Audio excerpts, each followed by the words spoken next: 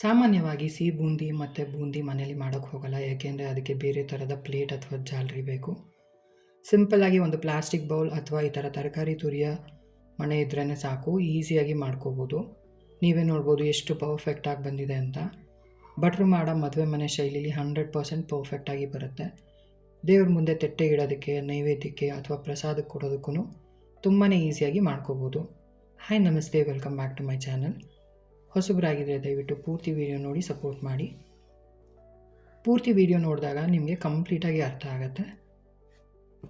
ಇಲ್ಲಿ ನಾನು 3 ಕಪ್ ಆಗುವಷ್ಟು ಫ್ರೆಶ್ ಆಗಿರುವ ಕಡಲೆ ಹಿಟ್ಟು ತೊಗೊಂಡಿದ್ದೀನಿ. ಆದಷ್ಟು ಫ್ರೆಶ್ ಆಗಿರೋದು ತೊಗೊಳ್ಳಿ. ಈ ಥರ ಎಲ್ಲನೂ ಜರಡಿ ಹಿಡ್ಕೋಬೇಕಾಗತ್ತೆ. ಆವಾಗ ನಮಗೆ ಗಂಟು ಕಟ್ಟಲ್ಲ, ನೀಟಾಗಿ ಸ್ಮೂತಾಗಿ ಬರುತ್ತೆ ಬ್ಯಾಟರು. ರೆಡಿಮೇಡ್ ಹಿಟ್ಟು ತೊಗೊಳ್ಳೋದಾದರೆ ನೋಡಿಕೊಂಡು ಚೆನ್ನಾಗಿರೋದು ತೊಗೊಳ್ಳಿ. ಒಂದು 1/4 ಚಮಚದಷ್ಟು ಅರಿಶಿನ ಹಾಕ್ಕೊಳ್ತಾ ಇದ್ದೀನಿ. ಇಲ್ಲಿ ಫುಡ್ ಕಲರ್ ಹಾಕ್ತಾರೆ, ನಾನು ಹೆಲ್ತಿಯರ್ ಆಪ್ಷನಲ್ ಅರಿಶಿನ ತೊಗೊಳ್ತಿದ್ದೀನಿ. ಒಂದು 1/4 ಚಮಚದಷ್ಟು ಸೋಡಾ ಹಾಕ್ಕೋಬೇಕು. ಸೋಡಾ ಜಾಸ್ತಿ ಹಾಕ್ಕೊಳ್ಳೋಕೆ ಹೋಗ್ಬಿಡಿ, ಎಣ್ಣೆ ಕುಡಿಯುತ್ತೆ. ಒಂದು ಚಿಟಿಕೆ ಆಗೋಷ್ಟು ಉಪ್ಪನ್ನು ಸೇರಿಸ್ಕೋಬೇಕು. ಇದನ್ನೆಲ್ಲ ನೀಟಾಗಿ ಮಿಕ್ಸ್ ಮಾಡಿಕೊಂಡು ಸ್ವಲ್ಪನೇ ನೀರು ಹಾಕ್ಕೊಂಡು ಮಿಕ್ಸ್ ಮಾಡ್ಕೊಳ್ಳಿ. ಆವಾಗ ನಿಮ್ಗೆ ಗಂಟು ಕಟ್ಟಲ್ಲ, ನೀಟಾಗಿ ತುಂಬ ಸ್ಮೂತಾಗಿ ಬರುತ್ತೆ. ಒಂದೇ ಸತಿ ನೀರು ಹಾಕ್ಬಿಡೋಕ್ಕೆ ಹೋಗ್ಬಿಡಿ. ಸ್ವಲ್ಪನೇ ಹಾಕ್ಕೊಂಡು ಈ ಥರ ಮಿಕ್ಸ್ ಮಾಡ್ತಾ ಹೋದಾಗ ನಾವು ಜರಡಿ ಹಿಡ್ಕೊಂಡಿರೋದ್ರಿಂದ ನೀಟಾಗಿ ಒಳ್ಳೆ ಸ್ಮೂತ್ ಬ್ಯಾಟರ್ ಬರುತ್ತೆ. ಆವಾಗ ನಮಗೆ ಗಂಟಾಗಲ್ಲ. ಗಂಟಾಗ್ಬಿಟ್ರೆ ಏನಾಗುತ್ತೆ, ಆ ತೂತಲ್ಲಿ ಹೋಗಿ ಸಿಕ್ಕಾಕ್ಕೊಳ್ಳುತ್ತೆ. ಆವಾಗ ನೀಟಾಗಿ ಬರಲ್ಲ ನಮಗೆ. ನೋಡಿ, ಈ ಥರ ಸ್ಮೂತಾಗಿ ಮಾಡ್ಕೋಬೇಕು. ತುಂಬಾ ಈಸಿ ಮಾಡ್ಕೊಳ್ಳೋದು. ಈ ಸ್ಟೆಪ್ಪನ್ನು ಕರೆಕ್ಟಾಗಿ ಮಾಡ್ಕೊಳ್ಳಿ. ಈ ಥರ ಸ್ವಲ್ಪನೇ ಲೆಂತಿ ಅನಿಸುತ್ತೆ, ಬಟ್ ಇದು ನೀರು ಸ್ವಲ್ಪನೇ ಹಾಕ್ಕೊಂಡು ಮಾಡ್ಕೊಂಡಾಗ ನೋಡಿ ಈ ಥರ ಸಿಲ್ಕಿಯಾಗಿ ತುಂಬ ಚೆನ್ನಾಗಿ ಬರುತ್ತೆ. ಒಂದು ಗಂಟು ಇರಲ್ಲ ನಿಮಗೆ. ಗಂಟಾದರೆ ತಿರ್ಗಾ ಜರಡಿ ಹಿಡ್ಕೋಬೇಕಾಗತ್ತೆ. ಅದಕ್ಕೋಸ್ಕರ ಈ ಥರ ಒಂದು ಲೈನ್ ಹಾಕಿದ್ರೆ ನೋಡಿ, ಇದು ಕೂಡ್ಕೋಬಾರ್ದು. ಆವಾಗ ನಿಮಗೆ ಪರ್ಫೆಕ್ಟಾಗಿರುತ್ತೆ ಅಳತೆ. ಆಮೇಲೆ ಆ ಚಮಚದಲ್ಲಿ ನೀವು ಮೇಲಿಂದ ಹಾಕಿದಾಗ ಡ್ರಾಪ್ ಥರ ಬೀಳ್ತಾ ಹೋಗುತ್ತೆ. ಫಸ್ಟು ಫುಲ್ಲು ಉದ್ದಕ್ಕೆ ಬೀಳುತ್ತೆ. ನೋಡಿ, ಆ ಥರ ಡ್ರಾಪ್ ಬಿದ್ದಾಗ ನಿಮಗೆ ಪರ್ಫೆಕ್ಟಾಗಿ ಗುಂಡಕ್ಕೆ ತುಂಬ ಚೆನ್ನಾಗಿ ಬರುತ್ತೆ ಬೂಂದಿ ಕಾಳುಗಳು. ಇದು ಪರ್ಫೆಕ್ಟಾಗಿದೆ ಈ ಅಳತೆ. ಇವಾಗ ಯಾವ ಚಮಚದಲ್ಲಿ ಹಾಕ್ಕೋಬೋದು ಅಂತ ನೋಡ್ಕೊಂಬಿಡೋಣ. ಈ ಥರ ಎಲ್ಲರ ಮನೆಯಲ್ಲೂ ಇರುತ್ತೆ, ಹಪ್ಪಳ ತೇಲ್ಸೋದಕ್ಕೆ, ಪೂರಿ ತೇಲ್ಸೋದಕ್ಕೆ. ಇದರಲ್ಲಿ ಸ್ವಲ್ಪ ಕಷ್ಟ ಆಗುತ್ತೆ, ಯಾಕೆಂದರೆ ಆಚೆ ಜಾಸ್ತಿ ಬರುತ್ತೆ. ಈ ಥರ ಒಣಕೊಬ್ಬರಿ ತುರ್ಕೊಳ್ಳೋದಿದ್ದರೆ ತುಂಬಾ ಈಸಿ ಆಗುತ್ತೆ, ಯಾಕೆಂದರೆ ನಮಗೆ ಎಜ್ಜಸಲ್ಲಿ ಸ್ವಲ್ಪ ಬಾರ್ಡರ್ ಇರುತ್ತೆ, ಈಸಿಯಾಗಿ ಹಾಕ್ಕೋಬೋದು. ಸ್ವಲ್ಪ ದೊಡ್ಡದಾಗಿರೋದ್ರಿಂದ ಇದು ಬೇಗನೂ ಆಗುತ್ತೆ, ಗ್ರಿಪ್ಪು ಚೆನ್ನಾಗಿರುತ್ತೆ. ಈ ಥರ ಜಾಲರೆ ಇದ್ರೂ ನೀಟಾಗಿ ಆಗುತ್ತೆ, ನೀಟಾಗಿ ಈಸಿಯಾಗಿ ಆಗುತ್ತೆ. ಬಟ್ ಎಲ್ಲರ ಮನೇಲೂ ಇರಲ್ಲ. ಬಟ್ ಎಲ್ಲರ ಮನೇಲೂ ಒಂದು ಪ್ಲಾಸ್ಟಿಕ್ ಡಬ್ಬಿ ಅಂತೂ ಖಂಡಿತವಾಗ್ಲೂ ಇರುತ್ತೆ. ಹೋಟೆಲಲ್ಲಿ ಪಾರ್ಸೆಲ್ ತರುವಂಥ ಇಂಥ ಪ್ಲಾಸ್ಟಿಕ್ ಡಬ್ಬಿಗಳು ಎಲ್ಲರ ಮನೇಲೂ ಖಂಡಿತವಾಗ್ಲೂ ಇದ್ದೇ ಇರುತ್ತೆ. ಈ ಥರ ಒಂದು ಪ್ಲಾಸ್ಟಿಕ್ ಡಬ್ಬಿ ಇದ್ದರೆ ಸಾಕು. ಇದು ಯಾವ ಥರ ಇಂಟ್ರೆಸ್ಟ್ ಇರೋರು ವಿಡಿಯೋ ಎಂಡಲ್ಲಿ ಹಾಕಿದ್ದೀನಿ ಯಾವ ಥರ ಇದು ಮಾಡ್ಕೋಬೋದು ಅಂತ. ನಮಗೆ ನೀಟಾಗಿ ಗ್ರಿಪ್ ಸಿಕ್ಕತ್ತೆ, ಆಚೆ ಏನೂ ಚೆಲ್ಲಲ್ಲ, ನೀಟಾಗಿ ಹಾಕ್ಕೋಬೋದು. ಕಂಪ್ಲೀಟಾಗಿ ತೋರಿಸ್ಕೊಟ್ಟಿದ್ದೀನಿ ಯಾವ ಥರ ಅಂತ. ಬೂಂದಿಗೆ ಯಾವಾಗಲೂ ಎಣ್ಣೆ ಚೆನ್ನಾಗಿ ಕಾದಿರಬೇಕು. ನಾವು ಹಿಟ್ಟು ಇವಾಗ ಹಾಕ್ತಿದ್ದಂಗೆ ನೋಡಿ ಈ ಥರ ಕಾಳು ಎದ್ದೊಳ್ಬೇಕು. ಆವಾಗ ನಮಗೆ ಪರ್ಫೆಕ್ಟಾಗಿ ಗುಂಡಕ್ಕೆ ಬರುತ್ತೆ. ಎಣ್ಣೆ ಚೆನ್ನಾಗಿ ಕಾದಿಲ್ಲ ಅಂತ ಅಂದರೆ ನಿಮಗೆ ಬೂಂದಿ ಕಾಳುಗಳು ಗುಂಡಕ್ಕೆ ಬರಲ್ಲ, ಕೆಳಗಡೆ ಹೋಗಿ ಕೂತ್ಕೊಳ್ಳುತ್ತೆ, ಎಣ್ಣೆ ತುಂಬ ಕುಡಿಯುತ್ತೆ. ಆವಾಗ ಈ ಥರ ಗುಂಡಕ್ಕೆ ಬರಲ್ಲ. ಇದು ಪರ್ಫೆಕ್ಟಾಗಿ ಕಾದಿದೆ. ಇವಾಗ ಯಾವ ಥರ ಹಾಕ್ಕೊಳ್ಳೋದು ಅಂತ ನೋಡ್ಕೊಳ್ಳೋಣ. ಸ್ವಲ್ಪ ಹೈಟಲ್ಲಿ ಇಟ್ಕೊಂಡು ಹಾಕ್ಕೊಳ್ಳಿ. ಬಿಸಿ ಇರೋದ್ರಿಂದ ಸ್ವಲ್ಪ ಕೈ ಹಿಂದೆ ಇಟ್ಕೊಳ್ಳಿ, ಇಲ್ಲಾಂದರೆ ಎಣ್ಣೆ ಸಿಡಿಯುವಂಥ ಚಾನ್ಸ್ ಇರುತ್ತೆ. ಯಾಕೆಂದರೆ ಹ್ಯಾಂಡಲ್ ಇರಲ್ಲ ಯಾವುದು ಕೆಲವುದಕ್ಕೆ, ಅದಕ್ಕೋಸ್ಕರ. ನೀವೇ ನೋಡ್ಬೋದು ಎಷ್ಟು ಪರ್ಫೆಕ್ಟಾಗಿ ಬರ್ತಾ ಇದೆ ಅಂತ. 3ರಲ್ಲೂ ಅದೇ ಥರ ಒಂದೇ ರೀತಿಲೇ ಬರುತ್ತೆ. ನಿಮಗೆ ಯಾವ್ದು ಅನುಕೂಲ ಇದೆ ಅದರಲ್ಲಿ ಮಾಡ್ಕೋಬೋದು. ಪ್ಲಾಸ್ಟಿಕ್ ಬಳಸಬಾರ್ದು, ಹಾನಿಕರ ಅಂತ ನಮಗೂ ಗೊತ್ತು. ಬಟ್ ನಾವು ಇದರೊಳಗೆ ಬಿಸಿ ಪದಾರ್ಥ ಏನೂ ಆಗ್ತಾಯಿಲ್ಲ, ಅದರಿಂದ ಇದು ಸೇಫಾಗೇ ಮಾಡ್ಬೋದು. ಬೂಂದಿ ಕಾಳುಗಳನ್ನ ಯಾವಾಗಲೂ 30 ಸೆಕೆಂಡ್ ಒಳಗಾಗೆ ತಕ್ಕೋಬೇಕಾಗತ್ತೆ. ತುಂಬ ಗರ್ಗರಿ ಮಾಡ್ಕೊಳಕ್ಕೆ ಹೋಗಬಾರ್ದು ಸಿಹಿ ಬೂಂದಿಗೆ, ಏಕೆಂದರೆ ಪಾಕ ಹೀರ್ಕೊಳಕ್ಕೆ ಹೋಗಲ್ಲ. ಈ ಥರ ಎಲ್ಲ ಮಾಡಿ ಇಟ್ಕೊಂಡಿದ್ದೀನಿ. ಆಮೇಲೆ ಪ್ರತಿ ಸತಿನೂ ಪ್ಲೇಟ್ನ ಕ್ಲೀನ್ ಮಾಡಿಕೊಂಡೇ ಯೂಸ್ ಮಾಡಬೇಕು. ಆವಾಗ ನಿಮ್ಮ ಬೂಂದಿ ಕಾಳುಗಳು ನೀಟಾಗಿ ಬರುತ್ತೆ. ಬೂಂದಿ ಕಾಳನ್ನು ಈ ಥರ ಪ್ರೆಸ್ ಮಾಡಿ ನೋಡಿದ್ರೆ ಒಳಗಡೆ ಸಾಫ್ಟಾಗಿರಬೇಕು, ಆಚೆ ಸ್ವಲ್ಪ ಲೈಟಾಗಿ ಗರ್ಗರಿ ಇರಬೇಕು. ಆವಾಗ ನಿಮಗೆ ಪಾಕನ ಚೆನ್ನಾಗಿ ಹೀರ್ಕೊಂಡು ತುಂಬ ಜ್ಯೂಸಿಯಾಗಿ ತುಂಬ ಚೆನ್ನಾಗಿ ಬರುತ್ತೆ. ಇಲ್ಲ ಅಂದರೆ ಪಾಕ ಹೀರ್ಕೊಳಕ್ಕೆ ಹೋಗಲ್ಲ ಅದು. ನೀವು ಹಾಕಿ ಒಂದು 30 ಸೆಕೆಂಡ್ಸ್ ಸಾಕು. ನಿಮಗೆ ಆ ಬಬಲಿಂಗ್ ನಿಂತಿದ ತಕ್ಷಣ ತೆಗೆದುಬಿಡ್ಬೇಕಾಗತ್ತೆ. ಕಲರ್ ಬರೋಕ್ಕೆ ಬಿಡೋಕ್ಕೆ ಹೋಗಬೇಡಿ. ಇದು ಈಗ ಪಾಕ ಹೇಗೆ ಮಾಡ್ಕೊಳ್ಳೋದು ಅಂತ ನೋಡ್ಕೊಳ್ಳೋಣ. 3 ಕಪ್ ಕಡಲೆ ಹಿಟ್ಟು ತೊಗೊಂಡಿರೋದ್ರಿಂದ 3 ಕಪ್ ಸಕ್ಕರೆ ತೊಗೋಬೇಕಾಗತ್ತೆ.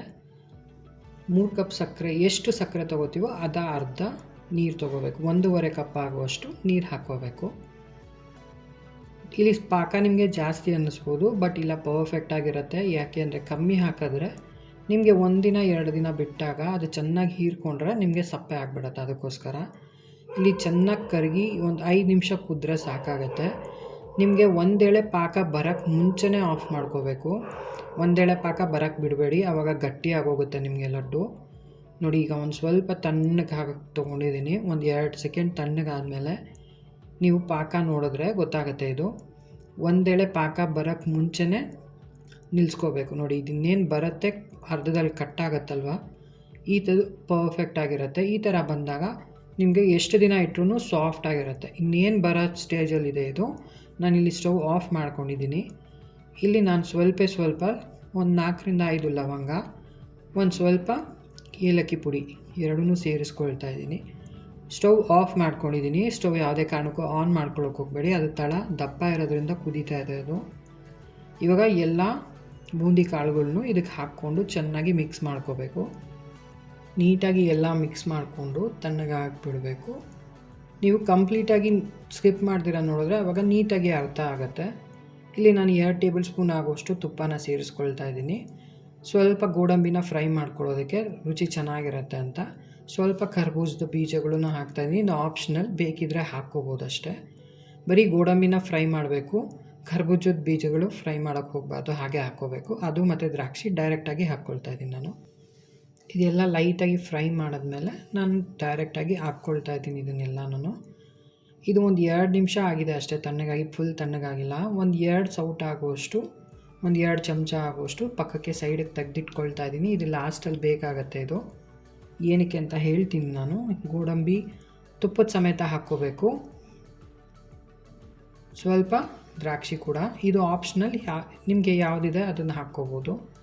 ಎಲ್ಲ ಚೆನ್ನಾಗಿ ಮಿಕ್ಸ್ ಮಾಡಿಕೊಂಡು ಒಂದು ಅರ್ಧ ಗಂಟೆ ಕಂಪ್ಲೀಟಾಗಿ ತಣ್ಣಗೆ ಹಾಕ್ಬಿಡಿ. ಆವಾಗ ನಿಮಗೆ ರಸ ಎಲ್ಲ ನೀಟಾಗಿ ಹೀರ್ಕೊಂಡಿರುತ್ತೆ, ತುಂಬ ಚೆನ್ನಾಗಿ ಬರುತ್ತೆ ಆವಾಗ. ಇದು ಒಂದು ಅರ್ಧ ಗಂಟೆ ಆಗಿದೆ, ನೀವೇ ನೋಡ್ಬೋದು ರಸ ಎಲ್ಲ ನೀಟಾಗಿ ಎಷ್ಟು ಚೆನ್ನಾಗಿ ಹೀರ್ಕೊಂಡಿದೆ. ಬೂಂದಿ ಕಾಳುಗಳನ್ನ ಪರ್ಫೆಕ್ಟಾಗಿ ಒಂದು 30 ಸೆಕೆಂಡ್ಸಲ್ಲಿ ತೆಗೆದ್ರೆ ಈ ಥರ ಪರ್ಫೆಕ್ಟಾಗಿ ಆಗುತ್ತೆ. ಇವಾಗ ಇದು ಪರ್ಫೆಕ್ಟಾಗಿ ಸಿಹಿ ಬೂಂದಿ ರೆಡಿ ಇದೆ. ಇದು ಪ್ರಸಾದಕ್ಕೆ, ನೈವೇದ್ಯಕ್ಕೆ, ಮನೆಗೆ ಕುಂಕುಮಕ್ಕೆ ಬಂದಾಗ ಪ್ರಸಾದ ಕೊಡೋದಕ್ಕೆಲ್ಲ ತುಂಬಾ ಅದ್ಭುತವಾಗಿ ತುಂಬ ಚೆನ್ನಾಗಿರುತ್ತೆ. ಇದು 1 ಕಪ್ ಆಗೋಷ್ಟು ತೆಗೆದಿಟ್ಕೊಂಡಿದ್ದೀನಿ. ನೀವೇ ನೋಡ್ಬೋದು ಒಂದೊಂದು ಬೂಂದಿ ಕಾಳು ಎಷ್ಟು ನೀಟಾಗಿ ಈ ಥರ ರಸ ಹೀರ್ಕೊಂಡಿದೆ ಅಂತ. ತುಂಬಾ ಪರ್ಫೆಕ್ಟಾಗಿರುತ್ತೆ ಇದು.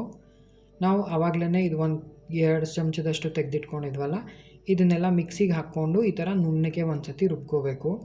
ಈ ಥರ ಮಾಡೋದ್ರಿಂದ ನಿಮಗೆ ಬೂಂದಿ ಎಷ್ಟೇ ದಿನ ಇಟ್ಟರೂ ಗಟ್ಟಿ ಆಗಲ್ಲ, ತುಂಬ ಸಾಫ್ಟಾಗಿ ತುಂಬ ಚೆನ್ನಾಗಿ ಬರುತ್ತೆ.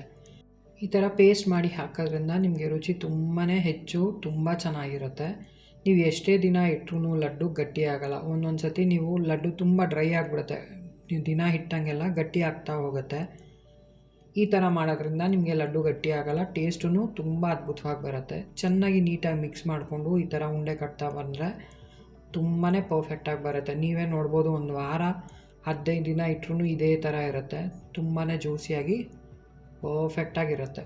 ದೇವ್ರ ಮುಂದೆ ಇಡೋದಕ್ಕೆ, ಪ್ರಸಾದಕ್ಕೆ ಕೊಡೋದಕ್ಕೆ ಎಲ್ಲದಕ್ಕೂ ತುಂಬಾ ಪರ್ಫೆಕ್ಟಾಗಿ ತುಂಬ ಚೆನ್ನಾಗಿ ಮಾಡ್ಕೋಬೋದು. ತುಂಬಾ ಸಿಂಪಲ್ ಆದ ರೆಸಿಪಿ. ನಿಮಗೆ ಪೂರ್ತಿ ವೀಡಿಯೋ ನೋಡಿದ್ರೆ ಕಂಪ್ಲೀಟಾಗಿ ಅರ್ಥ ಆಗುತ್ತೆ. ವಿಡಿಯೋ ಎಂಡಲ್ಲಿ ನಾನು ಪ್ಲಾಸ್ಟಿಕ್ದು ಬೌಲಲ್ಲಿ ಹೇಗೆ ಮಾಡೋದು, ಹೋಲ್ಸ್ನ ಹೇಗೆ ಮಾಡೋದು ಅಂತ ಕಂಪ್ಲೀಟಾಗಿ ತೋರಿಸ್ಕೊಟ್ಟಿದ್ದೀನಿ. ವಿಡಿಯೋ ಎಂಡಲ್ಲಿದೆ, ಇಷ್ಟ ಆದವರು ಅದನ್ನು ಕೂಡ ನೋಡ್ಬೋದು.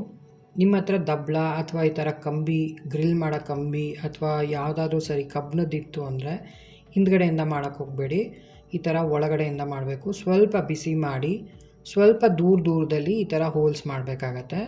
ಬಿಸಿ ಮಾಡಿರೋದ್ರಿಂದ ಈಸಿಯಾಗಿ ಆಗೋಗುತ್ತೆ. ಸ್ವಲ್ಪ ದೂರ ಮಾಡ್ಕೊಳ್ಳಿ, ಹತ್ತಿರ ಮಾಡಬಾರ್ದು. ತುಂಬ ದೊಡ್ಡ ಹೋಲ್ ಮಾಡ್ಕೊಳ್ಳೋಕೆ ಹೋಗಬೇಡಿ, ಆವಾಗ ನಿಮಗೆ ಬೂಂದಿ ಕಾಳುಗಳು ಸ್ವಲ್ಪ ದಪ್ಪ ಬರುತ್ತೆ. ನಾನು ಎಲ್ಲ ಈ ಥರ ಕಂಪ್ಲೀಟಾಗಿ ಮಾಡ್ಕೊಂಡಿದ್ದೀನಿ. ಮಾಡ್ಕೊಂಡ್ಮೇಲೆ ನೀಟಾಗಿ ತೊಳೆದ್ಬಿಟ್ಟು ಈ ಥರ ಒರೆಸ್ಕೋಬೇಕು. ಬಿಸಿದೇನು ಇದರೊಳಗೆ ಹಾಕ್ತಿರೋದ್ರಿಂದ ಸೇಫಾಗೇ ಮಾಡ್ಬೋದು. ನಿಮಗೆ ವಿಡಿಯೋ ಇಷ್ಟ ಆದರೆ ದಯವಿಟ್ಟು ಲೈಕ್, ಶೇರ್ ಮತ್ತು ಸಬ್ಸ್ಕ್ರೈಬ್ ಮಾಡ್ಕೊಳ್ಳಿ. ಹೀಗೆ ಸಪೋರ್ಟ್ ಮಾಡ್ತಾಯಿರಿ. ಮುಂದಿನ ವೀಡಿಯೋದಲ್ಲಿ ಖಂಡಿತ ಸಿಗೋಣ. ಧನ್ಯವಾದಗಳು.